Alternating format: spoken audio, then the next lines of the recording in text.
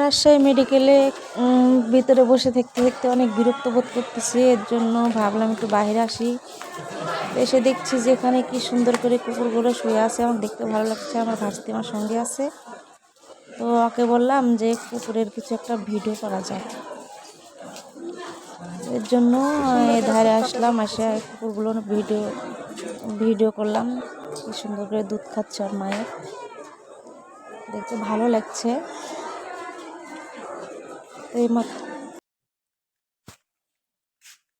ওই আম্মু এত জোরে জোরে কি খাইছো?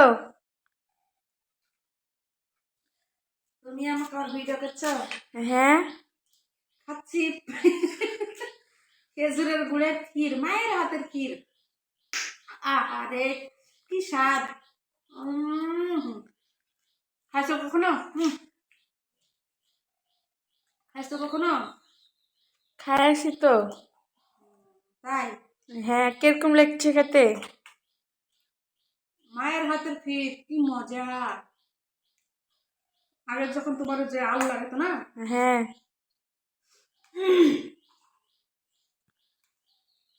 একটু দূরে যাও। হ্যাঁ, যখন আলু লাগাতো আগে, আলু লাগাইলে তোমার আগে ফার্স্টে আগে ক্ষীর দিত। ক্ষীর আমাদের এদিকে ক্ষীর দিয়ে উদ্বোধন করতো আলু লাগাইলে। তারপরে যে তোমার যখন নতুন বাড়ি করতো তখনও ক্ষীর দিত। এখন তো ওই চলেন নাই, এখন তো ওই চল চলে গেছে। তোমার কি লাল পড়ছে নাকি? হ্যাঁ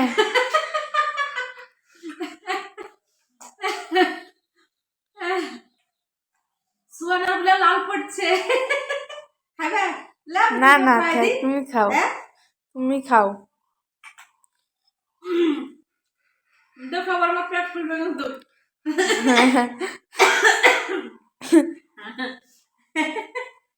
সুয়ানা এখন স্কুলে চলে যাবে, স্কুলের সময় হয়ে গেছে ওর, এখন স্কুলে চলে যাবে।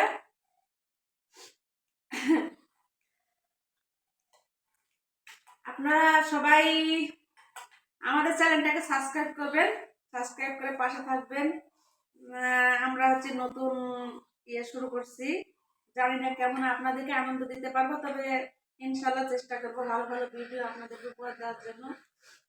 দেখছেন ক্ষীর কালকে রাত্রে আমি আমার হঠাৎ করে খাইতে মন গেছে, তা আমি মাকে বললাম যে মা একটু ক্ষীর রান্না হয় জন্য আলু চাল দিয়ে খেজুরের গুড় দিয়ে একটু রান্না করে দিয়েছিলাম। মায়ের হাতের মজাই আলাদা। সোনা তুমি চুপ কেন? এমনি তোমার কথা শুনছি। তোমার কথা শুনছি। মুখের হাসি কোথায় গেল? পেঁচামুখী